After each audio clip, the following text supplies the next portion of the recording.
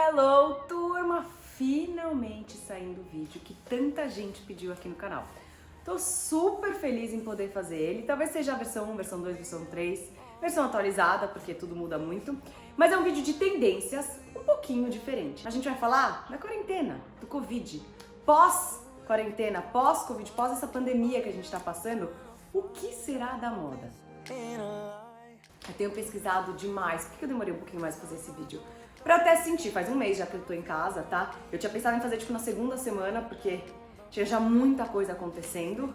Mas eu falei, vamos segurar um pouquinho até pra sentir o mercado brasileiro, porque muitas das minhas pesquisas, muitas coisas estavam acontecendo bastante lá fora. Mas e aqui, no Brasil? O que a gente tem sentido, o que tá acontecendo e o que o mundo vai refletir enquanto a isso? Porque estamos todo mundo junto, né? Tá todo mundo passando por essa pandemia. Lógico, de maneiras diferentes, mas a cadeia, a reação vai ser muito forte. Eu acho que o primeiro ponto é o seguinte: a moda precisava de uma mudança.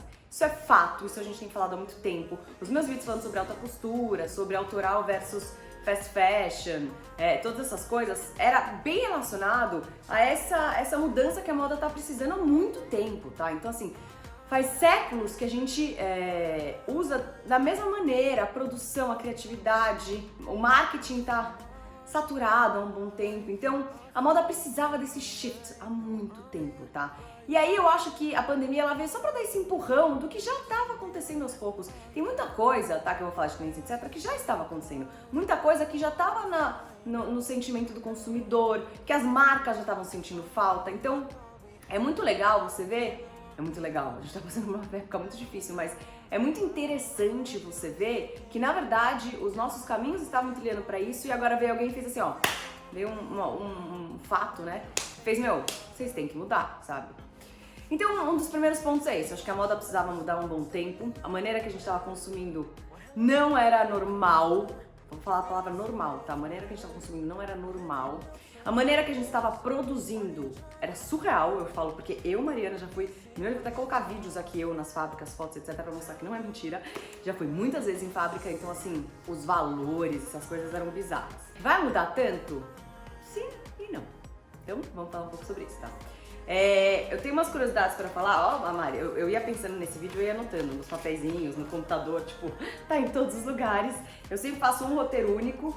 Mas com a pituquinha, o maridão olhou pra mim e falou assim, amor, você consegue gravar agora? Eu falei, consigo, não tinha terminado o roteiro ainda, tá um pouquinho aqui no computador já. E sentei aqui pra gravar porque, gente, é assim a vida, eu quero ter conteúdo pra vocês que realmente eu acho que a gente precisa falar. Uma curiosidade, tá? Olha isso, gente. A moda, em 2019, produziu 140 bilhões de roupas, tá? Dados do BOF, Business of Fashion. Então, tem duas palavras em inglês que estão em todas as pesquisas, em a maioria dos comentários.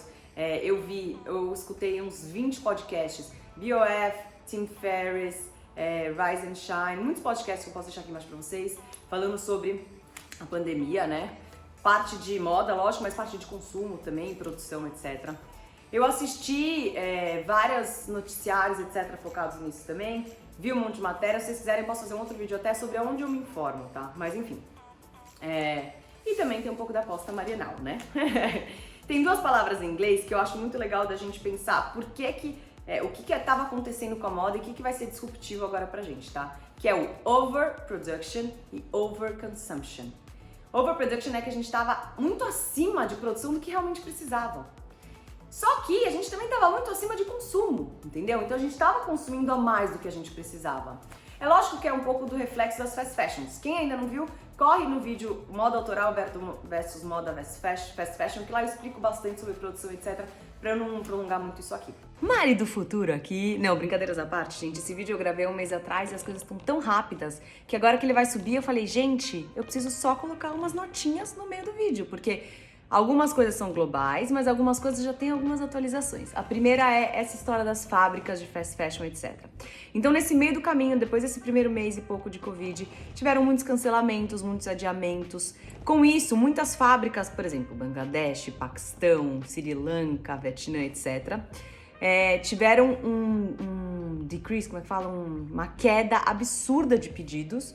E aí a necessidade de tanto trabalhador não é tanta, então muitos dos funcionários foram dispensados, o que é muito triste. E é muito triste também de você pensar na estrutura da moda como um todo. Tem muita gente que fala, ai, moda é tão fútil.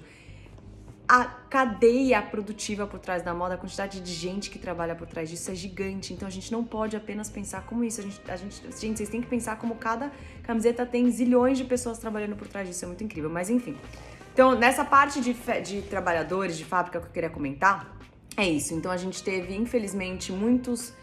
Tem dois lados, tá? Então tem o lado de quem tá acabando o pedido, então, por exemplo, em Bangladesh, 80% é exportado para grandes marcas, desde H&M, Zara, Forever 21, C&A, Riachuelo, Renner, Marisa, todas essas, até fábricas tipo Louis Vuitton, Gucci, etc. Também tem algumas coisas tipo tricô, tem algumas coisas que eles são muito bons lá também, então tem uma outra coisa também que as grandes marcas fazem lá, mas a maior parte é fast fashion, né?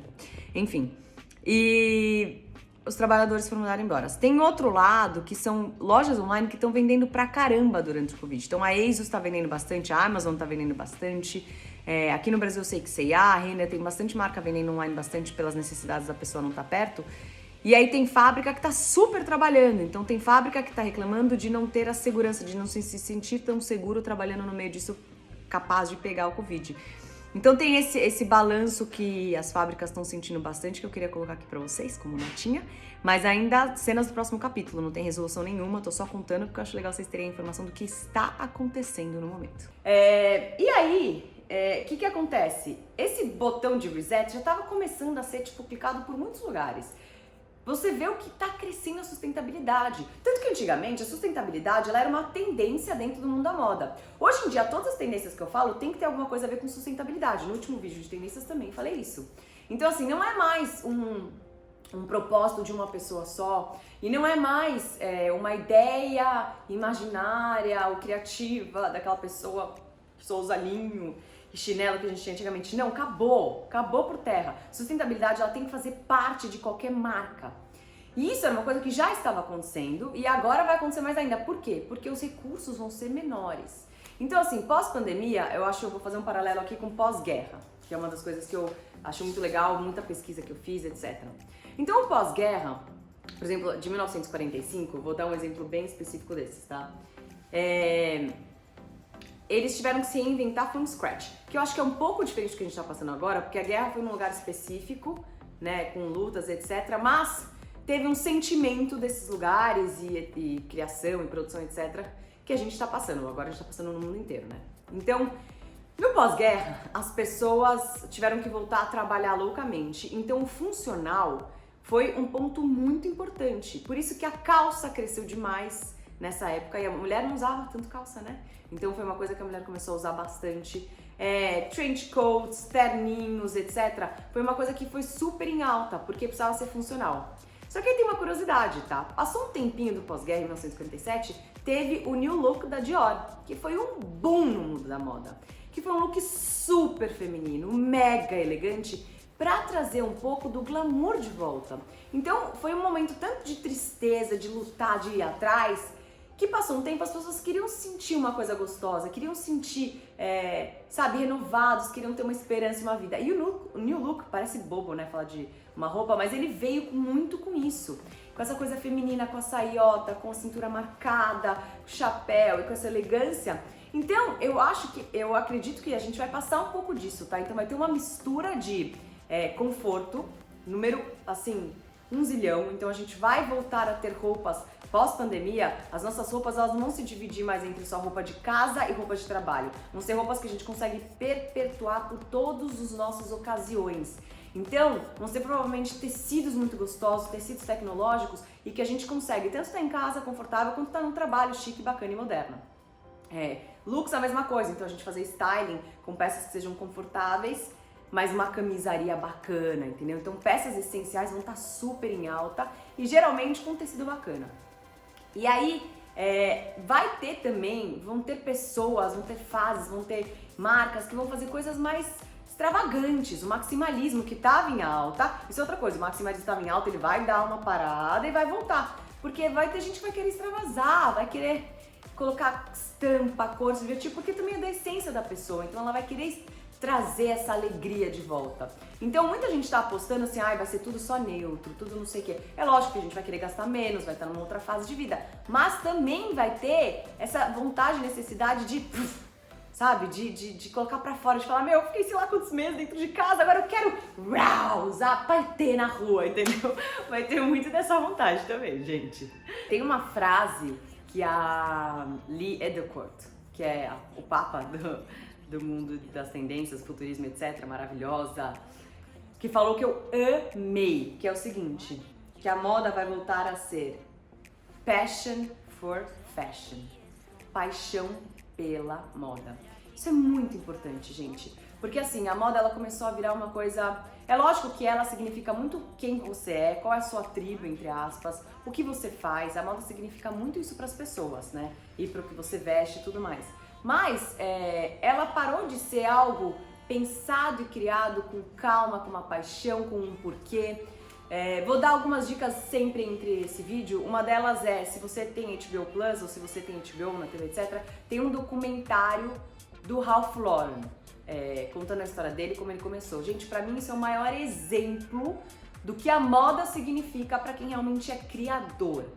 Tá? Porque ele fala das roupas em quase o final do que ele tá pensando. Porque ele vê o todo, ele vê o lifestyle, ele vê a vida, ele cria, ele pensa no que aquela pessoa faz o dia inteiro pra poder criar uma peça de roupa. E o mais legal, a história dele é maravilhosa, não vou dar spoiler aqui, eu sou muito fã, né? Mas o mais legal é você ver que, por exemplo, nos catálogos, ele redigia um roteiro. A maioria não era modelo, tinha um outro modelo, sempre foi tipo... pessoas mesmo, sabe? Chamavam um arquiteto, chamavam uma mãe, chamavam as crianças e tal. E aí tinha um roteiro e as pessoas iam fazendo esse vídeo do roteiro e o catálogo ia sendo fotografado ou filmado. E aí é muito legal porque você vê que tinha uma história por trás de todas as roupas. Não era simplesmente um trench coat bege com um forro xadrez, entendeu? Não, o xadrez vinha porque ele sempre pensou numa coisa confortável, as pessoas estarem em casa, mas estarem arrumadas e tal. Então, a moda vai voltar a ter essa conotação mais pessoal, mais coração, mais passion for fashion, que nem a Lia do Corte disse, que eu achei muito maravilhoso. E as pequenas marcas, elas geralmente já estavam voltando a ter esse olhar pra moda, sabe? Voltando a ter algo a mais de simplesmente fazer uma brusinha, sabe? Então, isso é muito importante pra gente agora, porque é isso que vai fazer o consumidor ter vontade de consumir aquela marca. Já estávamos caminhando pra isso, mas vai ser mais ainda, tá? E é isso que vai fazer a marca produzir com uma paixão mesmo, com outro olhar. Uma coisa muito interessante que muita gente vem apostado antigamente a gente tinha 4 viradas de coleção de estação, tá? Primavera, verão, outono e inverno. Daí virou pra 6. Primavera, verão, outono e inverno, alto verão e alto inverno. Notinhas do futuro da Mari. Outra coisa muito legal pra colocar aqui no meio desse vídeo a gente tava falando sobre calendário, sobre mudanças que talvez tenha. Já começou. Então, assim, um grupo de grandes marcas e estilistas quem encabeçou isso foi o Dries Van Noten, acabou de fazer uma carta aberta para todo o mercado de moda. Então, o que eles fizeram? Uma carta pedindo para todo o mercado de moda meio que se juntar e assinar de alterar isso. Por que adianta? Não adianta 2 estilistas mudarem, sendo que o mercado inteiro continua igual que o consumidor vai consumir. Então, nessa carta, é muito legal você ver algumas coisas que eles pediram, né? Então, a primeira coisa as estações estarem alinhadas com as estações que a gente vive. Então, na moda, vou te dar um exemplo aqui no Brasil, tá? Porque o hemisfério norte é diferente as temperaturas, né? Então, aqui em janeiro a gente lançou o invernaço, sente que a gente tá no calor do cão, né? Em junho a gente já começa, em maio a gente começa a liquidar, em junho já tem que terminar a liquidação, porque final de junho já entra o verão, que no caso tá o nosso inverno aqui, né? Então, a proposta deles por exemplo, o nosso inverno entrar de fevereiro a julho, e aí só final de julho entra a promoção, e o verão entrar de agosto a janeiro. E aí só final de janeiro entra em promoção. Por quê? Porque as estações na loja, as roupas na loja vão estar de acordo com as estações que a gente está vivendo. As necessidades que a gente tem de comprar uma roupa ou não, vai estar de acordo com o que a gente está vivendo. Não faz sentido ser tão antes, e sempre foi antes para ditar moda, ditar regra, tendência e tal, né? É por isso que eles adiantavam tanto. Mas não faz tanto sentido. Muita gente me pergunta isso, gente. Quem é fora do mundo da moda sempre pergunta: Mari, por que tudo começa antes? Por que o inverno vem antes, o verão vem antes, né? Enfim, foi sempre adiantando e acabou nisso. Então, um dos primeiros pedidos é esse, a estação estar de acordo até a época com isso. A outra é essa parte de promoção que é muito legal, que ele fala assim, para ser mais sustentável e a cadeia produtiva ser muito mais sustentável tanto com o meio ambiente quanto com as necessidades, se a gente colocar as datas no período correto, as pessoas vão gastar menos, elas vão, como é que fala? Elas vão desperdiçar menos o gasto das coisas, porque elas vão ter certeza do que elas estão comprando. Elas não vão comprar pensando, quando estiver frio eu vou querer essa blusa. E aí talvez quando chega no frio não vai querer, entendeu? Já vai estar frio, ela já vai ver se precisa ou não. Então, essa história da cadeia produtiva é muito legal, porque você consegue otimizar e você consegue produzir menos, porque você não vai precisar produzir tanto a mais para ter aquilo, para liquidar aquilo, para depois ter coisa na loja, entendeu? Você vai produzir aquilo que é a necessidade da época. Outra coisa que eles pedem nessa assinatura são os desfiles. Então, assim, estilista, gente, para se inspirar, é criatividade. Se você tem uma data sempre assim, tal que nem eles estavam, fica uma loucura. Então, eles pedem nessa carta também pra ser, muitas vezes, até o Yves Saint Laurent, por exemplo, já falou que vai desfilar quando ele quer. Então tem vários estilistas atualizando aqui, tá? Que já estão soltando a notinha, a carta de que eles vão desfilar quando a coleção estiver pronta, independente se vai ser na data que tava, independente se vai ser naquela semana que antigamente era, que todo mundo ia. Eles vão desfilar quando a coleção estiver pronta, que nem era antigamente, que Chanel chamava no showroom da sala, as pessoas andavam de hora, era a coisa mais charmosa que tinha. Então a ideia é voltar, que nem eu tava falando, passion for fashion, a moda ser uma paixão, ser algo criativo e ser algo como arte mesmo, né? Além de necessidade como arte. Então, muito legal. E essa coisa da estação também é muito legal, que ele quer que volte estações macros, que nem eu falei pra vocês antes, as 4 estações, e não zilhões de estações. Então é uma carta que já foi feita, aberta, pra atualizar aqui pra vocês, já estão pedindo essa mudança. Então desde estilistas tipo Dries Van Noten e Joseph Altazurra, até marcas tipo Bergdorf, que é uma chain que é tipo... É como se aqui, e aí eu espero que venha pro Brasil isso, tá? Eu tô torcendo de sair de lá de fora e os brasileiros também pensarem nisso, porque para as nossas fábricas, para as nossas entregas, isso vai ser maravilhoso. Então, é legal que eles fizeram uma carta pro mundo, tipo, olha, a gente tá fazendo essa carta e a gente quer que a moda no mundo escuta e a gente converse e ouça pra mudar isso. Aí virou pra 9. Meia estação pra... Bom, enfim, hoje em dia a gente tinha praticamente quase de 10 a 12 viradas de coleção nas grandes marcas. Algumas eram até semanais e mensais, assim, tá? Bizarro. Então 12, né? Bastante isso, mas algumas eram semanais até. E virou uma moda desenfreada, que é o overconsumption, overproduction, que é o que eu falei bem no começo, né? E aí tem muita gente apostando que vai voltar a ser menos coleções. Gente, isso é maravilhoso. A gente poder digerir aquela moda, ver o que é pra você, o que não é pra você. Poder realmente usar, comprar o que você vai usar. Namorar aquela peça por um tempo pra depois comprar. Não ficar com medo de falar, ai, se eu não comprar agora não vai ter mais. Então tem muita gente apostando nisso, apostando no nosso período mais longo de digerir aquelas tendências, aquela moda, etc. Eu acho que vai ter um meio do caminho. Eu acho que a gente não vai conseguir voltar o que a gente era antes. Porque a gente tem hoje a tecnologia ao nosso redor. E isso muda muito a nossa maneira de consumir informação. Consumindo mais informação, a gente tem mais desejos. E com isso, a gente acaba tendo desejos, comida, moda, relacionamento e tudo mais. Então, é óbvio que isso vai alterar muito a nossa forma de consumo. Pós-pandemia, a gente não vai ter grana para gastar, fato. E outra coisa, as fábricas não vão ter produção suficiente para suprir a necessidade que a gente tinha antigamente das lojas para vender dessa maneira. Então é a cadeia produtiva, né, gente? Uma coisa interessante que eu falei da guerra, que agora pode acontecer de novo, é o seguinte: na época da guerra teve uma falta de insumos, tecido, linha, etc, porque eles tiveram que meio que várias fábricas voltar a trabalhar do zero. Agora já tem acontecido um pouquinho, por exemplo, na China, eu conversei com alguns clientes meus do Bom Retiro e tudo mais, que tem algumas entregas que já não vão acontecer, atrasadas, não foi desenvolvida, etc. Então já vai diminuir um pouco essa produção mesmo. Porque estamos com escassez de tempo, de produção, de tecido, de tudo mais. Vai voltar? Vai voltar. Já estão voltando lá, por exemplo, então daqui a pouco vai voltar aqui. Mas vai ter esse buraco que vai ser bom pra gente dar essa repensada e respirada. Uma outra curiosidade, aí vem no mundo do consumo, que eu tava lendo sobre estudos, educação, etc, né? E aí uma das grandes apostas das pessoas a gente estava viajando bastante para estudar, para trabalhar em outros lugares, etc, etc. Após pandemia, durante essa pandemia, na verdade, vai diminuir um pouco essa mobilidade que a gente estava tendo no mundo. Com isso, as pessoas vão começar a consumir mais local, que é o nosso caso. Vamos consumir local, gente.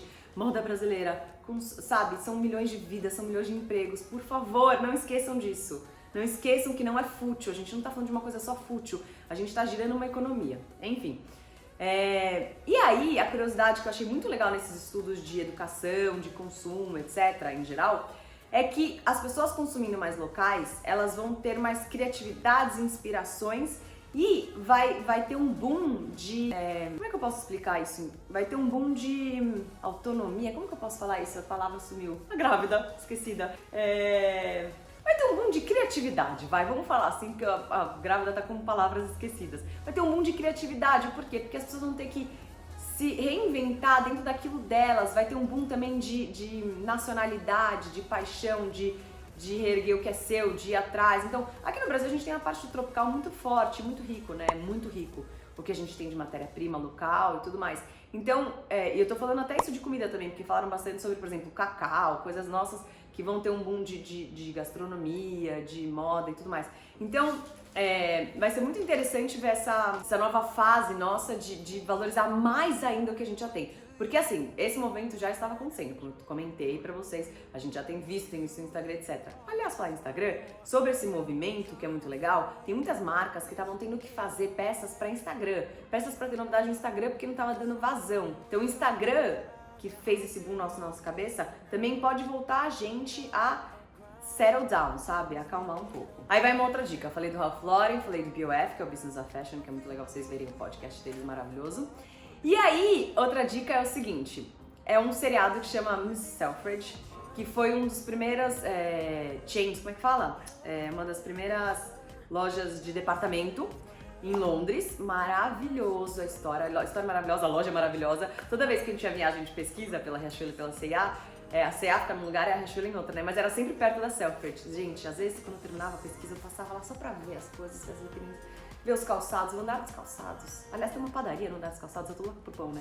Tem uma padaria no Andar dos Calçados maravilhosa, enfim, maravilhoso. Voltando à história, porque a Mara deu uma viajada, quando ele montou o Selfridges, ele fazia muito personalizado. Eles sabiam quem era cliente, o que aquela cliente gostava. Tem muitas lojas de multimarca, principalmente interior, etc, que ainda são assim, cara, chegou coisas que é a cara da cliente, eles ligam e falam, olha, chegou uma blusa que é a sua cara, tal. Só que todas as marcas vão voltar a ter um pouquinho mais essa coisa do personalizado, do pensado, porque as pessoas querem comprar aquilo que elas têm certeza, aquilo que elas sabem que é a cara dela. Então as marcas vão ter que ter esse trabalho também de fazer uma curadoria dentro da própria marca e não simplesmente mais sair oferecendo tudo a qualquer preço e qualquer momento. Então isso é muito importante, essa coisa do personalizado vai voltar muito em alta. Mari, mas e as fast fashions nesse momento? Gente, não vai cair dessa maneira. Por quê? Porque a gente também não vai ter tanta grana. Então, o que vai mudar na fast fashion, eu acho, é o olhar de talvez não ter uma produção tão em larga escala como antigamente, tá? Mas, ao mesmo tempo, eles precisam um pouquinho ser mais larga escala, porque eles têm lojas em muitos lugares, então precisa ter mais volume para ter peça em todas essas lojas e para a produção ser um pouco mais barata. Se você quiser ver também sobre custo, tem um vídeo que eu falo sobre custo, tá? De peça. Com isso, a gente precisa de peças mais baratas, às vezes, pro dia a dia, pro trabalho, pra uma camiseta, etc. Uma coisa que você sabe que você não vai ter problema em gastar. Então, fast fashion não vai morrer. Mas eles estão se reinventando e vão ter que continuar se reinventando porque o consumidor não está consumindo mais como antigamente. E pós-pandemia vai consumir menos ainda como antigamente. Então, vai ser uma renovação, as marcas vão ter que se revisitar dentro delas e ver como que vai ser essa novidade. Gente, mais uma anedota de Mari aqui no meio do vídeo. Uma curiosidade, eu tô falando muito sobre vendas mais baixas e tal, mas eu já até falei numa outra parte aqui que as fast fashions, algumas, Mari, vai acabar, tal, as dúvidas estavam surgindo, né? Sabiam que tem muita fast fashion vendendo super bem durante o Covid? Tenho grandes amigas que trabalham, então são informações insider, informações internas. C&A tá vendendo super bem, Renner também, Riachuelo também. Então, eu sinto... O que eu tava conversando bastante com a gente do mercado? O que eu acho que mudou um pouco, tá? Pessoas que não compravam online foram obrigadas a comprar online. Eu, por exemplo, já comentei pra vocês que eu comecei a comprar online faz pouco tempo, mas amei. Pra Lola, eu tive que comprar online. Ela, cresceu, espichou. Falei, caramba, ela não tem roupa, ela tá tipo com umas calças aqui, assim, ó. Aí, tive que comprar online. Então, o que acontece? Surgiram novos clientes, novos tipos de clientes, demandas online, que não tinham antigamente. E o legal é que as fast fashion estão vendendo o que elas têm em estoque, etc. Então, a produção tá continuando, vai atrasar um pouco a produção, porque não tem fábrica, né, trabalhando lá fora, etc, estão voltando agora, mas os estoques estão indo, tanto que se você entrar, você vai ver que tem várias coisas indisponíveis. Pode entrar lá, aplicativo, site, etc, que você for ver, você vai ver que tem várias coisas indisponíveis, inclusive o meu casaco, não sei, que eu sempre usei aqui. Posso ler uma frase muito legal pra vocês, de uma das pesquisas, acho que foi no TechCrunch. Não, esse aqui foi fashionista. Angelo Flacovento shares his thoughts about the fate of... Então, gente, isso é muito importante. Então, essa crise, ela vai fazer a gente reeditar o que é supérfluo na nossa vida. Para pra pensar, você tá vendo o que é essencial, o que você realmente precisa, o que você necessita para continuar vivendo, para continuar trabalhando, para continuar cuidando das crianças, né? To regain our long last soul. Então, para reinventar a nossa alma. Aí, uma coisa é a necessidade, né? Funcional. Outra coisa é a alma, é o sentimento, é o que te faz mover, é o que te faz viver, é o que te dá também aquele sparkle no olhar. Então a gente precisa disso, né? Sem dúvida nenhuma. Que aí vem o desejo, que aí vem algumas coisas que eu falei pra vocês. Quem gosta de estampa, quem gosta de cor, vai querer arriscar, porque vai ser importante.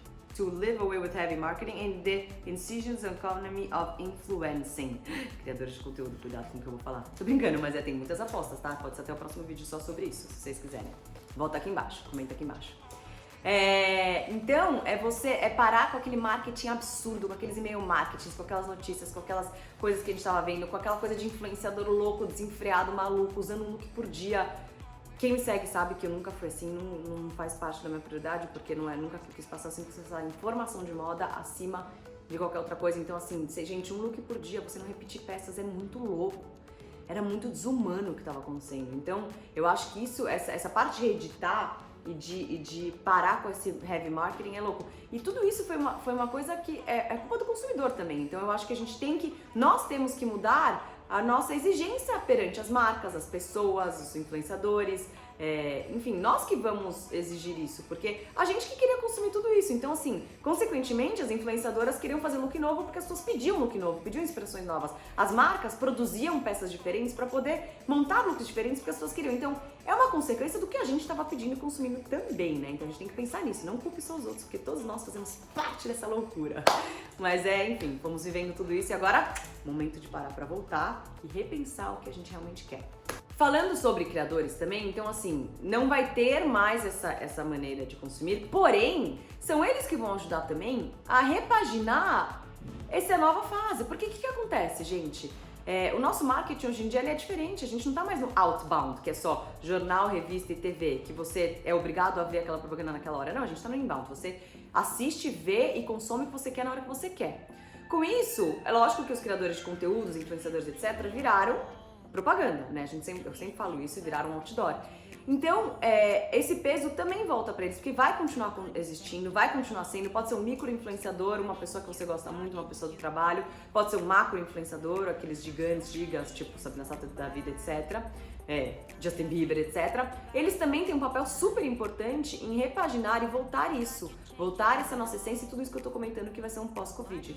Então a parte de fashion vai continuar muito forte com o influenciador, porque são eles que vão mostrar os novos tipos de tecido, as novas combinações, um conjunto de tricô, ai amo, um pijama pants que você vai poder sair na rua, uma tecnologia de um tecido super bacana que para suor, por exemplo, que você pode usar o dia inteiro e não vai ter problema, enfim. Coisas que o mundo da moda vai continuar pesquisando, porque já pesquisa, já faz isso, mas que vai trazer essa inovação pro wellness e pro nosso lifestyle, que vai ser um pouquinho diferente, né? Gente, eu tenho muito mais coisa pra falar, mas eu acho que já tá muito longo.